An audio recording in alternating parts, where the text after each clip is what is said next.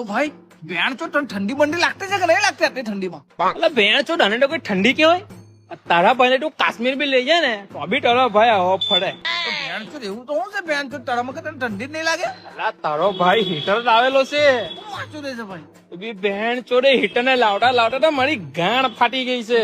મારી અને તો ગાન ફાટી ગયેલી છે હીટર આવતા. અલા એમાં મારા 5 લાખ રૂપિયા બી ઘૂસી ગયેલા છે.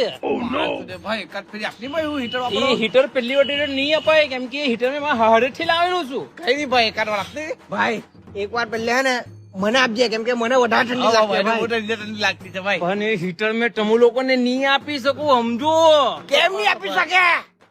અલા કેમ કે હીટર છે ને જે મેં કેવું છું કે આ હીટર એ હીટર મારું બૈરું છે.